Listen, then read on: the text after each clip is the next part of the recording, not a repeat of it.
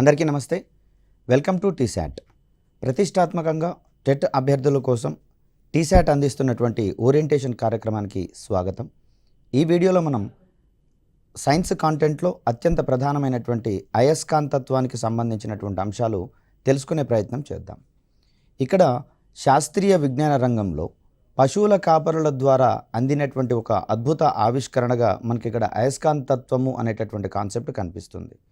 దీనిని ఇంత క్రితమే చెప్పుకుంటున్నట్లుగా పశువుల కాపరులు కనుగొన్నటువంటి అంశాన్ని ఇక్కడ మనం గమనించాలి. వారి చెప్పులకు ఉన్నటువంటి శీలలు వంటివి ఇనుప వస్తువులు కొన్ని రకాలైనటువంటి రాళ్లకు అతుక్కున్నట్లుగా గమనించడం జరిగింది. వాటికి సంబంధించినటువంటి పరిశీలనలు మరియు పరిశోధనల ద్వారా అయస్కాంతత్వము అనేటటువంటి అంశము ప్రపంచానికి తెలియరావడం జరిగింది. ముఖ్యంగా చూస్తే ఈ అయస్కాంతత్వం అనేది ఆసియా మినార్ అనేటటువంటి ప్రాంతంలో మెగ్నీషియా అనేటటువంటి చోట ఉండే కొన్ని రకాలైనటువంటి రాళ్లకు ఈ ఆకర్షణ స్వభావం ఉన్నట్లుగా కనుగొనబడింది. ఈ రాళ్ళనే మనము సహజ అయస్కాంతాలుగా చెప్తాము. వీటినే మనము లోడ్ స్టోన్స్ అనేటటువంటి పేరుతో పిలుస్తాం. సో ఈ రాళ్ళ యొక్క స్వభావం ఏమిటంటే ఇవి ఇనుప ఖనిజానికి సంబంధించినటువంటి రాళ్ళుగా కనుగొనడం జరిగింది. వాటికే మనం మ్యాగ్నెటైట్ అనేటటువంటి పేరును పెట్టుకోవడం జరిగింది. ఈ రాళ్లకు ఉండేటటువంటి ఈ ఆకర్షణ స్వభావానికి అయస్కాంతత్వము మ్యాగ్నెటిజం అనేటటువంటి పేరు పెట్టడం జరిగింది. సో ఇవి ఇక్కడ ఉండేటటువంటి ఏరియాలోని కీలకమైన అంశాలు. సో ఈ రాళ్లకు మరొక రకంగా సూదంటు రాయి లేదా లోడ్ స్టోన్ అనేటటువంటి పేరు పెట్టడం జరిగింది. ఇక్కడ ఇవి ప్రకృతిలో సహజంగా లభిస్తాయి కాబట్టి వీటిని మనం మరో రకంగా సహజ అయస్కాంతాలుగా పరిగణిస్తాం. మానవాళి అవసరం కోసము విభిన్న రకాలైనటువంటి విభిన్న ఆకారాలలో ఉన్నటువంటి అయస్కాంతాలను కూడా రూపొందించుకోవడం జరిగింది. వాటిని మనం కృత్రిమ అయస్కాంతాలుగా చెప్పుకుంటాం. మరి ఆల్రెడీ సహజ అయస్కాంతాలు ఉన్నాయి కదా, కృత్రిమ అయస్కాంతాల యొక్క ఆవశ్యకత ఏంటి అంటే సహజ అయస్కాంతాలకు ఆకర్షించేటటువంటి గుణం చాలా తక్కువగా ఉంటుంది వెన్ కంపేర్డ్ టు కృత్రిమ అయస్కాంతాలు. ఆర్టిఫిషియల్ మ్యాగ్నెట్స్తో కంపేర్ చేస్తే ఈ న్యాచురల్ మ్యాగ్నెట్స్ యొక్క ఆకర్షణ శక్తి అనేది కొంచెం తక్కువగా ఉంటుంది. కాబట్టి మన యొక్క అవసరాల కోసం కొన్ని రకాలైనటువంటి లేదా ఆకర్షణ శక్తి అధికంగా ఉన్నటువంటి కృత్రిమ అయస్కాంతాలను తయారు చేసుకోవడం జరిగింది. సో ఇక్కడ మ్యాగ్నెటైట్ వంటి ఖనిజాలను మనం సహజ అయస్కాంతాలుగా పిలుస్తూ ఉండగా భూమి అనేది కూడా దానికి ఉన్నటువంటి ఆకర్షణ శక్తిని ఆధారంగా చేసుకొని ఒక సహజ సిద్ధమైనటువంటి అయస్కాంతంగానే పరిగణించాల్సి వస్తుంది. ఈ క్రమంలో చూస్తే లోడ్ స్టోన్ ఒక సహజ అయస్కాంతము, అదేవిధంగా భూమి కూడా ఒక సహజ అయస్కాంతంగా మనకి ఇక్కడ కనిపిస్తూ ఉంది. ఇక్కడ సహజ అయస్కాంతాలు బలహీనంగా ఉంటుండడం వల్ల అదేవిధంగా వీటికి క్రమరహిత ఆకారం ఉంటుంది. వీటిని క్రమ ఆకారంలోకి తీసుకొని రావడం కొంచెం కష్టసాధ్యమైనటువంటి పని. కాబట్టి మన దైనందిన అవసరాలకు కాను కృత్రిమ అయస్కాంతాల యొక్క ఆవశ్యకత అనేది పెరగడం జరిగింది. సహజ అయస్కాంతాలలో ఇనుము లేక ఉక్కు కడ్డీలను ఒక సరైనటువంటి పద్ధతిలో గనక రుద్దితే అవి కూడా అయస్కాంతత్వాన్ని పొందేటటువంటి ధర్మాన్ని చేరుకుంటాయి. అంటే ఇక్కడ అయస్కాంతత్వము లేని అటువంటి ఇనుము లేదా ఉక్కు మొదలైనటువంటి కడ్డీలను అయస్కాంతాలతో రుద్దినప్పుడు లేదా అయస్కాంత క్షేత్రం దగ్గరికి తీసుకొని పోయినట్లయితే ఆ పదార్థాలలో కూడా అవి వాస్తవానికి అనయస్కాంత పదార్థాలైనా కూడా ఈ అయస్కాంత క్షేత్ర ప్రేరణ వల్ల ఆ అనయస్కాంత పదార్థాలలో కూడా అయస్కాంతత్వం అనేది రావడం జరుగుతుంది. సో ఈ క్రమంలో చూస్తే ఆ అనయస్కాంత పదార్థాలను అయస్కాంతీకరించినప్పుడు వచ్చేటటువంటి అయస్కాంత క్షేత్ర ప్రభావం అనేది సహజ అయస్కాంతాలతో పోలిస్తే అత్యధికంగా ఉన్నట్లుగా గమనించడం జరిగింది. కాబట్టి ఈ క్రమంలోనే వీటిని ఆర్టిఫిషియల్ మ్యాగ్నెట్స్గా చెప్పుకుంటున్నాం, కృత్రిమ అయస్కాంతాలుగా. ఇక్కడ కృత్రిమ అయస్కాంతాలను కనుక గమనిస్తే మనకు తోచినటువంటి ఆకారాలలో లేదా మన అవసరానికి అనుగుణమైనటువంటి ఆకారాలలో మనము ఏర్పాటు చేసుకునేటటువంటి వీలుంది. అలాంటి కొన్ని అయస్కాంతాలను కనుక మనం పరిశీలిస్తే ఇక్కడ మనకు పటంలో కనిపించేటటువంటి దాన్ని దండయస్కాంతం అంటాం, బార్ మ్యాగ్నెట్. దీంట్లో ఎరుపు భాగంలో మనకు ఎన్ అనే అక్షరము, నీలి కలర్ ఉన్నటువంటి బ్లూ కలర్ ఉన్నటువంటి పార్ట్లో మనకు ఎస్ అనేటటువంటి అక్షరం కనిపిస్తున్నాయి. ఈ ఎన్ మరియు ఎస్ అనేటటువంటి అక్షరాలు ఆ దండయస్కాంతం యొక్క అయస్కాంత ధ్రువాలను తెలుపుతాయి. ఎన్ అంటే నార్త్ పోల్ అని, సౌత్ ఉన్న వైపు సౌత్ పోల్ అని, అంటే ఉత్తర ధ్రువము మరియు దక్షిణ ధ్రువాలని ఇక్కడ మనం మెన్షన్ చేసుకుంటూ ఉంటాం. సో ఇక్కడ మనకు కనిపిస్తోంది స్థూపాకార అయస్కాంతము. ఇది స్థూపాకారంలో ఉంటుంది, అదేవిధంగా ఆకర్షించేటటువంటి స్వభావం కూడా దీనికి యథావిధిగా ఉంటుంది. కాబట్టి దీన్ని మనం స్థూపాకార అయస్కాంతంగా చెప్పుకుంటాం. అదేవిధంగా కొన్ని ప్రత్యేక పరిస్థితులలో గోళాకార అయస్కాంతాలను కూడా తయారు చేసుకునేటటువంటి సౌలభ్యం మనకుంది. ఇక్కడ కృత్రిమ అయస్కాంతాలను మనకు కావాల్సినటువంటి ఆకారాలలో మనం తయారు చేసుకునే వీలుంది. ఇక్కడ గుర్రపు నాడ అయస్కాంతం అనేది మనకి ఇక్కడ కనిపిస్తుంది. ఒక యూ షేప్లో ఉండేటటువంటి మ్యాగ్నెట్గా దీన్ని మనం చూస్తూ ఉన్నాం. లేదా బార్ మ్యాగ్నెట్ బారుగా ఉంటుంది, దానినే వంచినట్లయితే యూ ఆకారంలో ఉంచినట్లయితే అది గుర్రపు నాడ అయస్కాంతంగా పనిచేస్తుంది. హార్ష్ షూ మ్యాగ్నెట్ అంటాము. ఇక్కడ మిగిలిన వాటితో పోలిస్తే హార్ష్ షూ మ్యాగ్నెట్ యొక్క ఆకర్షణ శక్తి అనేది కొంచెం అత్యధికంగా ఉన్నట్లుగా పరిగణించాల్సి వస్తుంది. మరొకటి చూస్తే ఇక్కడ వలయాకార అయస్కాంతము, దీన్ని మనం స్పీకర్స్లలో, సౌండ్ బాక్స్లలో ఎక్కువగా వినియోగిస్తున్నటువంటి అంశం మనందరికీ తెలిసిందే. ఇది వలయాకార అయస్కాంతానికి సంబంధించినటువంటి అంశము. ఇక్కడ కొన్నిటికి ధృవాలను ప్రత్యేకంగా గుర్తుపట్టేటటువంటి వీలుండదు కాబట్టి ఇక్కడ ధృవాలకు సంబంధించినటువంటి అంశాలను మనం మెన్షన్ చేయడం లేదు. ఇక్కడ అయస్కాంత ధర్మాలకు సంబంధించినటువంటి లక్షణాలను కనుక మనం గమనిస్తే ప్రతి అయస్కాంతము చిన్న చిన్న ఇనుప ముక్కలను ఆకర్షించేటటువంటి గుణాన్ని కలిగి ఉంటాయి. సో మరో రకంగా చెప్పాలంటే ఇనుము సంబంధిత పదార్థాలు ఏవైనా సరే ఈ అయస్కాంత పదార్థాలు వాటిని ఆకర్షించేటటువంటి స్వభావాన్ని ప్రదర్శిస్తాయి. ఇక్కడ ఒక అయస్కాంతాన్ని గనక ఇనుప రజనులో ముంచినట్లయితే వాటి యొక్క కొనల దగ్గర ఎక్కువ ఇనుప రజను అంటుకున్నట్లుగా మనము గమనిస్తాము. సో మధ్యలో ఉండేటటువంటి ప్రాంతంలో, అంటే అయస్కాంత ధృవాల మధ్యలో ఉండేటటువంటి ప్రాంతాలలో ఈ ఇనుప రజన్ యొక్క సాంద్రత అనేది తక్కువగా ఉంటుంది. దీన్ని బట్టి మనకు అర్థమయ్యేది ఏంటి అంటే అయస్కాంతం యొక్క ధృవ ప్రాంతాల వద్ద లేదా అయస్కాంతం యొక్క రెండు చివరల వద్ద అయస్కాంత ఆకర్షణ ప్రభావము అత్యధికంగా ఉంటుందని, అదేవిధంగా అయస్కాంతం యొక్క మధ్య బిందువు వద్ద ఈ ఆకర్షణ ప్రభావం అనేది తక్కువగా ఉంటుందని మనం ఇక్కడ అర్థం చేసుకోవచ్చు. అయస్కాంతం యొక్క ఏ బిందువుల వద్దనైతే ఆకర్షణ స్వభావం అధికంగా ఉంటుందో వాటిని మనం ధృవాలుగా పరిగణిస్తాం, పోల్స్ అంటాము. ఇంత క్రితం చూసాము దండాయస్కాంతంలో ఎన్ అనేది నార్త్ పోల్ని, అదేవిధంగా ఎస్ అనేది సౌత్ పోల్ని సూచిస్తుందని చెప్పుకున్నాం కదా. ఇక్కడ నార్త్ పోల్ మరియు సౌత్ పోల్ దగ్గర ఆకర్షణ స్వభావం ఎక్కువగా ఉంటుందని మనం ఇక్కడ గుర్తుంచుకోవాలి. ఈ రెండు ధృవాలకు మధ్యలో ఉన్నటువంటి ప్రాంతం వద్ద అయస్కాంతం యొక్క ఆకర్షణ ప్రభావం అనేది కొంచెం స్వల్పంగా ఉంటుందనేది ఇక్కడ మనం గమనించాలి. సో ఇక్కడ అయస్కాంతం ఆధారంగా లేదా అయస్కాంత ఆకర్షణ ప్రభావం ఆధారంగా పదార్థాలను వర్గీకరించాల్సి వస్తే వాటిని ప్రముఖంగా రెండు రకాలైనటువంటి పదార్థాలుగా చెప్తాం. ఏవైతే అయస్కాంతాల చేత ఆకర్షించబడతాయో వాటిని మనం అయస్కాంత పదార్థాలుగా చెప్తాం. అంటే ఇనుము మరియు నికెల్ వంటివి మనకి ఇక్కడ అయస్కాంత పదార్థాలుగా కనిపిస్తూ ఉన్నాయి. అదేవిధంగా ఆల్నికో అనేటటువంటి అల్యూమినియం, నికెల్, కోబాల్టుల యొక్క మిశ్రమ లోహమైనటువంటి ఆల్నికో అనేది కూడా మనకు అయస్కాంత పదార్థంగా పరిగణించబడుతుంది. ఇక్కడ ఏ పదార్థాలైతే అయస్కాంతం చే ఆకర్షించబడవో, అంటే అయస్కాంత పదార్థాలచే ఆకర్షించబడినటువంటి పదార్థాలను మనం ఇక్కడ అనయస్కాంత పదార్థాలు అంటాం. నాన్ మ్యాగ్నెటిక్ సబ్స్టాన్సెస్ లేదా మెటీరియల్స్ అనవచ్చు. ఇక్కడ కాగితం కావచ్చు, కొయ్య కావచ్చు, అల్యూమినియం, ఇత్తడి, బంగారం ఇవేవి కూడా అయస్కాంత పదార్థాలచే ఆకర్షించబడవు కాబట్టి వీటిని మనము అనయస్కాంత పదార్థాలుగా మనం ఇక్కడ పరిగణించాల్సి వస్తుంది. ఇక్కడ అయస్కాంతానికి సంబంధించినటువంటి ధర్మాలను తెలుసుకునే ప్రయత్నం చేస్తూ ఉన్నాం.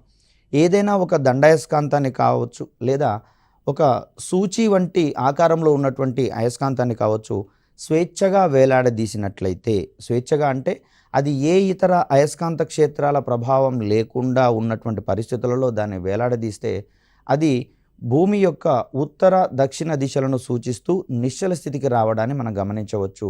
సో ఆ క్రమంలో చూస్తే అయస్కాంతం యొక్క ఉత్తర దక్షిణ ధృవాలు ఎల్లప్పుడూ కూడా భూమి యొక్క ఉత్తర దక్షిణ దిశలలో నిశ్చల స్థితికి వస్తున్నట్లుగా భావించాల్సి వస్తుంది. అంటే ఈ క్రమంలో చూస్తే భూమి అనేది ఒక సహజ అయస్కాంతం అని ఇంత క్రితమే చెప్పుకున్నాం కదా. సో ఆ విధంగా ఈ అయస్కాంతం, భూ అయస్కాంతం యొక్క ఉత్తర దక్షిణ ధృవాల యొక్క ప్రభావం వల్ల ఈ అయస్కాంత సూచి కూడా ఆ దిశలలో అది నిశ్చల స్థితికి వచ్చేటటువంటి ధర్మాన్ని ప్రదర్శిస్తుంది. సో ఈ ధర్మాన్ని బేరేజు వేసుకొని అయస్కాంత దిక్సూచిని తయారు చేయడం జరిగింది. దీని ద్వారా భూమి మీద మనకు తెలియనటువంటి ప్రాంతంలో దిక్కుల యొక్క దిశను మనం తెలుసుకునేటటువంటి వీలుంటుంది. అంటే ఎటువైపు ఏ దిక్కు ఉందనేటటువంటి ఓరియంటేషన్ మనం అర్థం చేసుకునేటటువంటి ప్రయత్నం చేస్తాం. ఇక్కడ అయస్కాంత ధర్మాలకు సంబంధించినటువంటి మరిన్ని అంశాలను కనుక గమనిస్తే ఈ అయస్కాంత ధృవాలు సౌత్ మరియు నార్త్ అనేటటువంటి పేర్లతో చెప్పుకున్నాం కదా. సో ఈ ఓరియంటేషన్లో ఏవైనా 2 సజాతి అయస్కాంత ధృవాలు వికర్షించుకున్నట్లుగా మనం చూస్తాం. అంటే 2 సజాతి అయస్కాంత ధృవాలను అంటే నార్త్ కావచ్చు లేదా సౌత్ ధృవాలను గనక ఒకదానికొకటి దగ్గరగా తీసుకుని వస్తే అవి 2 ఒకదానినొకటి దూరంగా నెట్టివేసుకునేటటువంటి ప్రయత్నం చేస్తాయి. ఇది ప్రధానంగా ఆ 2 ధృవాల మధ్య ఏర్పడేటటువంటి వికర్షణ బలాల ప్రభావం అని మనం ఇక్కడ చెప్పవచ్చు. మరో రకంగా సజాతి ధృవాలు వికర్షించుకుంటాయని చెప్తాము. అదే విజాతి ధృవాలను గనక ఒకే దగ్గరికి తీసుకుని వస్తే అవి 2 ఒకదాన్నొకటి ఆకర్షించుకునేటటువంటి స్వభావాన్ని కలిగి ఉంటాయి. అంటే ఉత్తర ధ్రువం దగ్గరికి దక్షిణ ధ్రువాన్ని తీసుకొని వచ్చినా, దక్షిణ ధ్రువం వద్దకి ఉత్తర ధ్రువాన్ని తీసుకొని వచ్చినా కూడా అవి 2 ఒకదానినొకటి ఆకర్షించుకునేటటువంటి స్వభావాన్ని ప్రదర్శిస్తాయి. దీనినే మనం అయస్కాంత ధృవాల యొక్క సూత్రంగా చెప్తాం. ఈ ఓరియంటేషన్లోనే అయస్కాంతత్వానికి ఖచ్చితమైనటువంటి పరీక్ష ఏంటి అంటే ఆకర్షణ బలం కాకుండా వికర్షణ బలాన్ని మనం అక్కడ ప్రముఖంగా ప్రస్తావించాల్సి వస్తుంది. మరొక అంశాన్ని చూస్తే ఒక అయస్కాంతాన్ని గనక మనం మధ్య భాగానికి విడగొట్టినట్లయితే అక్కడ ఒకే ఉత్తర ధ్రువము ఒకే దక్షిణ ధ్రువము విడిపడతాయి అంటే అటువంటి పరిస్థితి ఉండదండి. ఏక ధ్రువము ఉన్నటువంటి అయస్కాంతాలు ప్రకృతిలో వ్యవస్థితం కావు. ఈ క్రమంలో చూస్తే అక్కడ విడగొట్టినటువంటి పరిస్థితులలో ఒకవైపు సౌత్ పోల్ కనుక ఎగ్జిస్ట్ అవుతే విడిపోయినటువంటి ప్రాంతం దగ్గర ఆటోమేటిక్గా నార్త్ పోల్ అనేది ఏర్పడుతుంది. సో అయస్కాంతము ఉంటే గనక 2 ధ్రువాలతో మాత్రమే వ్యవస్థితం అవుతుంది. ఏక ధ్రువం ఉన్నటువంటి అయస్కాంతం అనేది మనకు అక్కడ ఎగ్జిస్టెన్స్ అనేది ఉండదు. అవి 2 విడివిడిగా ఉండనటువంటి పరిస్థితి మనకు అక్కడ కనిపిస్తుంది. సో ఇక్కడ అయస్కాంత ప్రేరణ అంటే ఏంటంటే ఏదైనా ఒక అయస్కాంతం యొక్క ప్రభావం వల్ల ఇతర వస్తువులలో సైతం ఈ అయస్కాంతీకరణ లేదా అయస్కాంత లక్షణాలు కనిపిస్తే దాన్ని అక్కడ అయస్కాంత ప్రేరణగా చెప్తాము. సో దీనికి సంబంధించినటువంటి కొన్ని అంశాలను గమనిద్దాం. ఒక బిందువు వద్ద ఉంచినటువంటి ప్రమాణ ఉత్తర ధ్రువంపై పనిచేసేటటువంటి బలాన్ని మనం ఇక్కడ ఆ బిందువు వద్ద ప్రేరణ క్షేత్రం అయస్కాంత ప్రేరణ క్షేత్రంగా చెప్తాం. ఇక్కడ క్షేత్రానికి సంబంధించి చూస్తే ఒక అయస్కాంతం చుట్టూత ఎంత పరిధిలో దాని యొక్క ఆకర్షణ ప్రభావం అనేది ఉంటుందో ఆ ప్రదేశం మొత్తాన్ని కూడా మనం ఇక్కడ అయస్కాంత క్షేత్రంగా చెప్తాం. ఇక్కడ అయస్కాంత ప్రేరణ క్షేత్రాన్ని బి అనేటటువంటి అక్షరంతో సూచిస్తాము. దీనికి B = E/m అనేటటువంటి ఒక ఫార్ములా తోటి ఒక క్షేత్రం యొక్క అయస్కాంత ప్రేరణ క్షేత్రాన్ని మనం ఇక్కడ కనుక్కునే ప్రయత్నం చేయవచ్చు. ఇక్కడ అయస్కాంత ప్రేరణ యొక్క ప్రమాణాలను గనక గమనిస్తే SI ప్రమాణాలకు సంబంధించి Nm/A అనేటటువంటిది ఇక్కడ SI ప్రమాణంగా కనిపిస్తుంది. దీనినే మనం మరో రకంగా వెబర్/మీటర్² అనేటటువంటి ప్రమాణంగా చెప్పవచ్చు. మరో రకంగా దీన్నే టెస్లా అనేటటువంటి ప్రమాణంగా తెలియజేస్తాం. ఇక్కడ అయస్కాంత ప్రేరణ క్షేత్రము అనేది ఎల్లప్పుడూ కూడా ఒక సదిశ రాశిగా గమనించబడుతుంది. అంటే దీనికి దిశ ఉంటుంది, అదేవిధంగా పరిమాణం కూడా ఉంటుంది. కాబట్టి దీన్ని మనం సదిశ రాశిగా భావిస్తూ ఉంటాము. ఈ దిశ ఎల్లప్పుడూ కూడా ఆ అయస్కాంత క్షేత్రం మీద ప్రయోగించబడేటటువంటి బల దిశకు సమాంతరంగా ఉంటున్నట్లుగా మనం గమనించాల్సి ఉంటుంది. ఇక్కడ అయస్కాంత ప్రేరణ అనేది ఒక ధ్రువం మీద ఏ విధంగా పనిచేస్తుంది అనేటటువంటి ఓరియంటేషన్ కనుక మనం గమనిస్తే m ధ్రువసత్వము అంటే ఏదైనా ధ్రువం యొక్క ఆకర్షణ బలాన్ని ధ్రువసత్వంగా చెప్తాం మనం. m ధ్రువసత్వం ఉన్నటువంటి ఏక ధ్రువం నుండి ఏదైనా మరొక క్షేత్రము D అనేటటువంటి దూరంలో గనక ఉంటే అక్కడ కల్పించబడేటటువంటి ఆ బలానికి ఫార్ములా F = μ0/4π × m/d² మనం ఇక్కడ గమనించాల్సి వస్తుంది. సో దీనికి సంబంధించినటువంటి అంశాలను మనం జాగ్రత్తగా అర్థం చేసుకునే ప్రయత్నం చేయాలి. ఇక్కడ అయస్కాంతత్వానికి సంబంధించి కొన్ని కీలకమైనటువంటి భావనలు మనకు ముఖ్య పాత్రను పోషిస్తూ ఉంటాయి. దాంట్లో మొదటగా అక్షీయ రేఖకు సంబంధించినటువంటి అంశాలను తెలుసుకునే ప్రయత్నం చేద్దాం. ఇక్కడ అయస్కాంత ధృవాలకు సంబంధించినటువంటి అంశాలను మనం ఇంత క్రితమే నేర్చుకున్నాం. అయితే అయస్కాంత ధృవాల గుండా పోయేటటువంటి రేఖను మనం ఇక్కడ అక్షీయ రేఖ అని చెప్పేసి అంటాము. యాక్సెల్ లైన్ లేదా యాక్సెస్ అనేటటువంటి పేరుతో పిలుస్తాం. ఇక్కడ అయస్కాంత మధ్య బిందువు వద్ద ఒక అయస్కాంత అక్షానికి లంబంగా గీసినటువంటి రేఖను మనం అక్కడ మధ్య లంబ రేఖ అనేటటువంటి పేరుతో పిలుస్తాం. అయస్కాంత మధ్య బిందువు వద్ద అయస్కాంత అక్షానికి లంబంగా గీసినటువంటి రేఖను మనం మధ్య లంబ రేఖగా చెప్తాం. ఇక్కడ మనకు కనిపిస్తూ ఉంది M అండ్ ఇంకొక ధ్రువం యొక్క ఆకర్షణ బలం m అనేటటువంటి ధ్రువసత్వం ఉంది. ఒక బార్ మ్యాగ్నెట్ని తీసుకున్నాం. ఇక్కడ -m నుంచి +m మీదుగా ఒక డాటెడ్ లైన్ గీస్తూ పోయాము, దాన్ని మనం ఇక్కడ అక్షీయ రేఖగా చెప్తాం. అదేవిధంగా క్యూఆర్ అనేటటువంటి దాన్ని గమనిస్తే మనము ఈ బార్ మ్యాగ్నెట్కి మధ్య బిందువు నుంచి లంబంగా గీసాం కదా, కాబట్టి క్యూ బిందువు నుంచి గీయబడినటువంటి ఈ రేఖను మనము మధ్య లంబ రేఖగా పరిగణిస్తాం. మరి వీటి యొక్క ప్రాధాన్యత ఏంటి అంటే, గతంలో కొన్ని క్వశ్చన్స్ అడిగినటువంటి ధర్మిలా దీనికి సంబంధించినటువంటి అంశాలను మనం వివరించుకునే ప్రయత్నం చేద్దాం. ఇక్కడ విషయం ఏంటంటే, ఏదైనా ఒక దండాయస్కాంతాన్ని అక్షీయ రేఖ వెంబడి 2 సమాన భాగాలు చేస్తే దాని యొక్క ధ్రువసత్వం ఏ విధంగా మారుతుంది అనే ఓరియంటేషన్లో ప్రశ్న అడిగే అవకాశం ఉంది. ఇక్కడ అయస్కాంతాన్ని 2 సమాన భాగాలుగా చేసినట్లయితే ఆ 2 భాగాలకు ఈ అయస్కాంత ధ్రువసత్వం అనేది సమానంగా పంచబడుతుంది. అంటే అది వరకు పోలినటువంటి అయస్కాంతంతో పోలిస్తే ప్రస్తుతము అయస్కాంత ధ్రువసత్వం అనేది సగం అవుతుంది అనేది గుర్తుంచుకోవాలి.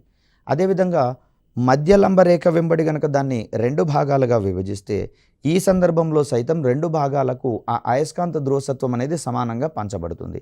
దీనికి ప్రధాన కారణం ఏంటి అంటే, అయస్కాంతాలలో ఎలక్ట్రాన్లు అనేవి క్రమ పద్ధతిలో అమర్చబడి ఉంటాయి, అయస్కాంత మధ్య బిందువు నుండి అయస్కాంత ధ్రువాల వైపుకి పోయే కొలది. ఈ క్రమబద్ధంగా ఉండేటటువంటి ఎలక్ట్రాన్ల వల్లనే ఒక అయస్కాంత పదార్థానికి ఆకర్షణ స్వభావం వస్తుందని చెప్పుకుంటాం. ఎప్పుడైతే దీన్ని 2 భాగాలుగా విడగొడతామో ఆ 2 భాగాలకు ఎలక్ట్రాన్ల సంఖ్య సమానంగా పంచబడుతుంది. కాబట్టి ముందున్నటువంటి ధ్రువసత్వంతో పోలిస్తే ఆ రెండింటిని విడదీసిన తర్వాత ధ్రువసత్వము అంటే ఎలక్ట్రాన్లు సమానంగా పంచబడతాయి కాబట్టి ధ్రువసత్వం కూడా సమానమవుతుంది అని చెప్తాం. 2L పొడవు అంటే 2L పొడవు అని ఎందుకు అంటున్నాము అంటే, అయస్కాంత మధ్య బిందువు నుండి ధ్రువాల వైపుకు ఉన్నటువంటి దూరము స్మాల్ ఎల్ అయితే అయస్కాంతం యొక్క మొత్తం పొడవును మనం 2Lగా సూచిస్తాం. అదేవిధంగా అయస్కాంత భ్రామకము క్యాపిటల్ M గనక ఉంటే అయస్కాంత అక్షీయ రేఖపై అయస్కాంత మధ్య బిందువు నుండి D దూరంలో ఉన్నటువంటి ప్రాంతంలో ఈ అయస్కాంత ప్రేరణకు సంబంధించినటువంటి సూత్రాన్ని మనం ఈ విధంగా గణించవచ్చు. B = μ0/4π × 2md/d² - L² మనం ఇక్కడ చూస్తాం. సో దీనికి సంబంధించినటువంటి సమస్యలు వచ్చినట్లయితే దానికి ఈ సూత్రం ద్వారా మనం పరిష్కరించే ప్రయత్నం చేయవచ్చు.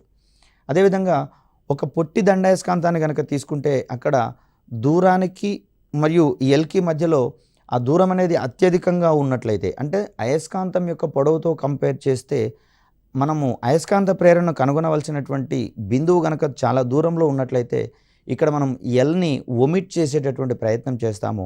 ఆ సందర్భంలో అయస్కాంత ప్రేరణకు ఫార్ములా ఏంటంటే B = μ0/4π × 2m/d³ మనం ఇక్కడ చెప్పుకుంటాము. మరో రకంగా చూస్తే ఈ అయస్కాంత ప్రేరణ అనేది ఆ బిందువులు ఉండేటటువంటి దూరానికి విలోమానుపాతంగా ఉన్నట్లుగా మనకి ఇక్కడ కనిపిస్తుంది. మనము అయస్కాంత ప్రేరణ కనుగొనవలసినటువంటి బిందువు యొక్క దూరం యొక్క ఘనానికి విలోమానుపాతంలో ఉంటున్నట్లుగా మనకి ఇక్కడ గమనించవచ్చు. మరో రకంగా చూస్తే ఒక బిందువు అది అయస్కాంతం నుంచి ఉన్నటువంటి ముందున్నటువంటి దూరం కన్నా రెట్టింపు దూరంలో గనక దాన్ని అమర్చినట్లయితే ఆ సందర్భంలో ప్రేరణ క్షేత్ర విలువ అనేది తొలి విలువలో 1/8వ వంతు అవుతున్నట్లుగా మనం ఇక్కడ గమనించాల్సి వస్తుంది. ఎందుకంటే దాని యొక్క ఘనానికి విలోమానుపాతంలో ఉంటుందని చెప్పుకుంటున్నాం కాబట్టి ఈ సందర్భంలో అది 1/8 విలువకు తగ్గుతుంది అనేటటువంటి అంశాన్ని ఇక్కడ మనం గమనించాలి. పొడవు 2L మరియు అయస్కాంత భ్రామకము M ఉన్నటువంటి అయస్కాంతం యొక్క మధ్య లంబ రేఖ మీద D దూరంలో ఉన్నటువంటి పరిస్థితులలో ప్రేరణ క్షేత్రం యొక్క తీవ్రత అనేది B = μ0/4π × m/d² + L² మనం ఇక్కడ గమనించాల్సి వస్తుంది. ఎందుకు అంటే అయస్కాంత మధ్య బిందువు దగ్గర దాని యొక్క అయస్కాంతత్వం అనేది చాలా తక్కువగా ఉంటుంది కాబట్టి ఈ సందర్భంలో మనకి ఫార్ములా అనేది ఉపయోగపడుతుంది. సో ఒక పొట్టి దండాయస్కాంతాన్ని కనుక మనం తీసుకుంటే అక్కడ ఆ బిందువు యొక్క దూరము అయస్కాంత పొడవు కన్నా ఎక్కువగా ఉన్నటువంటి పరిస్థితులలో ఇదే అయస్కాంత ప్రేరణ యొక్క విలువ B = μ0/4π × m/d³ మనం ఇక్కడ అర్థం చేసుకోవాలి. ఇంత క్రితమే చెప్పుకున్నాము, అయస్కాంత పదార్థాలైనటువంటి ఇనుము కావచ్చు, ఉక్కు కావచ్చు, కోబాల్ట్, అదేవిధంగా నికెల్ వంటి పదార్థాల దగ్గరికి అయస్కాంతాన్ని కనుక తీసుకొని వస్తే ఆ అయస్కాంత ప్రేరణ ధర్మం వలన ఈ అనయస్కాంత పదార్థాలలో కూడా అయస్కాంతత్వము అనేది లభిస్తుంది. అంటే ఒక అయస్కాంతానికి ఏ విధమైనటువంటి ధర్మాలు ఉంటాయో ఈ అయస్కాంత ప్రేరణ వల్ల వాటి దగ్గరగా ఉన్నటువంటి అనయస్కాంత పదార్థాలలో కూడా అవే ధర్మాలు ప్రేరేపించబడతాయి. దీన్ని మనం ఇక్కడ ఒక రకంగా అయస్కాంత ప్రేరణగా చెప్పుకుంటూ ఉన్నాం. సహజ అయస్కాంతమైనటువంటి ఇనుము, ఉక్కు, నికెల్ వంటి పదార్థాలలో అయస్కాంతాన్ని ప్రేరేపించేటటువంటి వాటిని అయస్కాంతాలుగా మారుస్తున్నటువంటి పరిస్థితులలో ఈ ధర్మాన్ని మనం ఇక్కడ అయస్కాంత ప్రేరణగా చెప్పుకుంటూ ఉన్నాం. అంటే ఒక సహజ అయస్కాంతం యొక్క ప్రేరణ వల్ల అనయస్కాంత పదార్థాలలో అయస్కాంతత్వం అనేది ప్రేరేపించబడుతుంది. అటువంటి ధర్మాన్ని మనం ఇక్కడ మ్యాగ్నెటిక్ ఇండక్షన్ అయస్కాంత ప్రేరణగా చెప్పుకుంటాం. సో ఇక్కడ పటంలో కనిపిస్తోంది మనకు మన చేతిని కనుక గమనిస్తే ఇది కూడా అనయస్కాంత పదార్థమేనండి. ఆ చేతి మీద ఒక అయస్కాంతాన్ని ఉంచడం జరిగింది. కింద కొన్ని క్లిప్స్ని అమర్చినట్లయితే ఆ క్లిప్స్ కూడా ఒకదానినొకటి ఆకర్షించుకుంటూ అవి అయస్కాంతత్వాన్ని ప్రదర్శించేటటువంటి ధర్మాన్ని ఇక్కడ మనం పటం ద్వారా గమనించవచ్చు. వీటితో పాటుగా మరిన్ని ఇనుప వస్తువులన్నీ కూడా ఒకదానికొకటి ఆకర్షించేటటువంటి స్వభావాన్ని కలిగి ఉంటాయి. ఏ పదార్థాలకైతే ఈ అయస్కాంత ప్రేరణ వల్ల వచ్చినటువంటి అయస్కాంత ఆకర్షణ ధర్మము బలహీనంగా ఉంటుందో అక్కడి వరకు కూడా అవి మరొక వస్తువును ఆకర్షించి తనతో పాటు నిలిపి ఉంచుకోవడానికి ప్రయత్నం చేస్తూ ఉంటాయి. అయస్కాంతత్వం బలహీనంగా ఉన్నప్పుడు అవి మిగతా వస్తువుల్ని తనతో పాటు కొనసాగించుకోని పరిస్థితి మనకు కనిపిస్తుంది. ఇక్కడ కృత్రిమ అయస్కాంతాలను తయారు చేసేటటువంటి క్రమంలో పలు రకాలైనటువంటి పద్ధతులు మనకు అందుబాటులో ఉన్నాయి. కొన్ని రకాలైనటువంటి పద్ధతులు మనకు అందుబాటులో ఉన్నాయి. ఆ పద్ధతులకు సంబంధించినటువంటి అంశాలను తెలుసుకునే ప్రయత్నం చేద్దాం. ఇక్కడ ఒక అనయస్కాంత పదార్థాన్ని సహజ అయస్కాంతం ఆధారంగా అయస్కాంతీకరించేటటువంటి ప్రయత్నంలో ఏకస్పర్శ పద్ధతి అనేది ప్రాథమికంగా పనిచేస్తుంది. అయితే ఈ పద్ధతిలో ఏం చేస్తాము అంటే ఒక అనయస్కాంత పదార్థాన్ని నిలువుగా లేదా భూమికి సమాంతరంగా అమర్చి అయస్కాంతం యొక్క ఒక కొనతో ఈ అనయస్కాంత పదార్థాన్ని ఒక చివరి నుంచి మొదలుకొని మరొక చివరికి రుద్దడం చేస్తాం. ఇక్కడ మనకు పటంలో కనిపిస్తుంది చూడండి. ఈ విధంగా ఒక కొన నుంచి మరొక కొన నుంచి రుద్దిన తర్వాత అయస్కాంతాన్ని పైకి లేపి మళ్ళీ మొదలుపెట్టినటువంటి కొన దగ్గర నుంచి మరొక చివరి వైపుకి రుద్దేటటువంటి క్రమాన్ని చూస్తాం. ఈ విధంగా పలుసార్లు చేసినప్పుడు అనయస్కాంత పదార్థం కూడా అయస్కాంతీకరించబడుతుంది. అయితే ఈ క్రమంలో అక్కడ అయస్కాంత ఆకర్షణ ధర్మం అనేది కొంత స్వల్పంగా ఉంటుంది. అంటే పూర్తి అయస్కాంతత్వం కలిగినటువంటి పదార్థాలను ఇక్కడ మనం తయారు చేయలేము. బలహీన అయస్కాంతాలు మాత్రమే ఈ పద్ధతిలో తయారవుతాయి. ఇక్కడ మరొక పద్ధతిగా మనకి ఇక్కడ ద్విస్పర్శ పద్ధతి కనిపిస్తూ ఉంది. ఇక్కడ ద్విస్పర్శ పద్ధతిలో ఏం చేస్తాము అంటే అనయస్కాంత పదార్థం యొక్క మధ్య ప్రాంతం నుంచి మొదలుపెట్టి రెండు అయస్కాంతాల యొక్క రెండు చివరలను రెండు వ్యతిరేక చివరల వైపుకి రుద్దే ప్రయత్నం చేస్తాము. సో అలా పలుసార్లు జరిపినప్పుడు దాంట్లోని ఎలక్ట్రాన్లన్నీ క్రమ పద్ధతిలో అమర్చబడి అనయస్కాంత పదార్థానికి కూడా ఆకర్షించేటటువంటి స్వభావం వస్తుంది. ఇక్కడ లభించేటటువంటి అయస్కాంతానికి కూడా బలహీనమైనటువంటి ఆకర్షణ ప్రభావము ఉంటుంది. సో దీన్ని మనం ఇక్కడ ద్విస్పర్శ పద్ధతిగా చెప్పుకుంటూ ఉంటాం. మరి బలహీనమైనటువంటి అయస్కాంతాలు ఎందుకు సార్ మనకు బలమైనటువంటి అయస్కాంతాలు తయారు చేసే పద్ధతి లేదా అంటే దాన్ని మనము విద్యుత్ పద్ధతిలో ఒక అనయస్కాంత పదార్థానికి బలమైనటువంటి అయస్కాంత ఆకర్షణ ప్రభావాన్ని కల్పింపజేస్తాము. అంటే విద్యుత్ పద్ధతిలో తయారు చేసేటటువంటి అయస్కాంతాలు బలమైనటువంటి అయస్కాంత పదార్థాలుగా ప్రవర్తిస్తాయి. ఇక్కడ మనం చూస్తే ఒక రాగి తీగను ఒక అనయస్కాంత పదార్థం చుట్టూతా చుడతాము. చుట్టిన తర్వాత ఆ రాగి తీగలోకి లేదా తీగలోకి మనము విద్యుత్తుని ప్రవహింపచేసినట్లయితే ఆ విద్యుత్తు ప్రవహించేటటువంటి తీగ చుట్టూతా కొంత అయస్కాంత క్షేత్రం ఏర్పడుతుందనేది మనందరికీ తెలుసు. అలా వచ్చేటటువంటి అయస్కాంత క్షేత్ర ప్రభావం వల్ల అనయస్కాంత పదార్థంలో కూడా అయస్కాంత క్షేత్రం ప్రేరేపించబడుతుంది. ఈ సందర్భంలో అది ఒక బలమైనటువంటి అయస్కాంతంగా ప్రవర్తిస్తుంది. అదేవిధంగా శాశ్వత అయస్కాంతాలు తయారు చేసేటటువంటి క్రమంలో ఇక్కడ విద్యుత్ పద్ధతి అనేది మనకు చాలా శ్రేష్టమైనటువంటిది. సో పెద్ద పెద్ద క్రేన్లలో సైతము మనం ఇక్కడ ఎలక్ట్రోమాగ్నెట్స్ని ఎక్కువగా వాడుతున్నటువంటి పరిస్థితి మనకు కనిపిస్తూ ఉంటుంది. మన అవసరం తీరిన తర్వాత ఆ అయస్కాంతం యొక్క ఆకర్షణ బలంతో మనకు అవసరం లేనట్లయితే ఈ పద్ధతి మనకు చాలా శ్రేష్టమైనది. అంటే ఒక అనయస్కాంత పదార్థం చుట్టూతా చుట్టబడినటువంటి తీగ చుట్టలోకి విద్యుత్తుని ప్రవహింపచేసినంతసేపు ఆ పదార్థానికి ఆకర్షించేటటువంటి స్వభావం ఉంటుంది. విద్యుత్తును కనుక తొలగించినట్లయితే అది అనయస్కాంతంగా మారిపోతుంది. ఈ సందర్భంలో మెత్తటి ఇనుప వస్తువుల చుట్టూతా ఈ రకమైనటువంటి అమరికను కనుక చేస్తే అవి బలమైనటువంటి విద్యుత్ అయస్కాంతాలుగా ప్రవర్తిస్తాయి. అయస్కాంతం చుట్టూతా ఉండేటటువంటి ఆ తీగలో విద్యుత్ ప్రవాహాన్ని కనుక నిలుపుదల చేసినట్లయితే అది తిరిగి మళ్ళీ అనయస్కాంత పదార్థంగా మారిపోతుంది. సో ఇలా మనము మన అవసరాలకు అనుగుణంగా వాటి యొక్క అయస్కాంత ఆకర్షణ ధర్మాలను మనము చేపట్టి మన యొక్క దైనందిన అవసరాలకు వాటిని వినియోగించుకునేటటువంటి వీలు ఉంది. ఒక గుర్రపునాడ అయస్కాంతాన్ని తీసుకున్నాం ఇక్కడ మనం. సో దీంట్లో ఈ గుర్రపునాడ అయస్కాంతంలో ఒక ధర్మం ఏంటంటే 2 ధ్రువాల మధ్య దూరం అనేది చాలా తక్కువగా ఉంటుంది.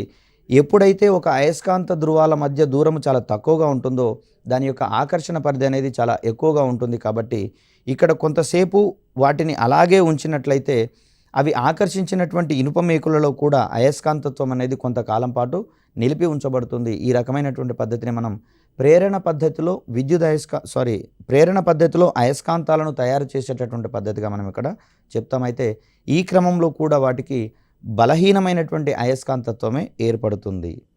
ఇలా అయస్కాంతానికి సంబంధించినటువంటి అనేకమైనటువంటి కీలక అంశాలు మనకు ఎగ్జామినేషన్ పాయింట్ ఆఫ్ వ్యూలో అడిగేందుకు అవకాశం ఉంది. కాబట్టి ఈ పాఠ్యాంశాలు అనేవి మీకు టెట్ ఓరియంటేషన్లో సక్రమంగా మీ యొక్క స్కోర్ని పెంచడానికి ఉపయోగపడుతున్నాయని ఆశిస్తూ ఉన్నాం. మరొక వీడియోతో మీ ముందుకు వచ్చే ప్రయత్నం చేస్తాం. అప్పటి వరకు సెలవు. ధన్యవాదాలు.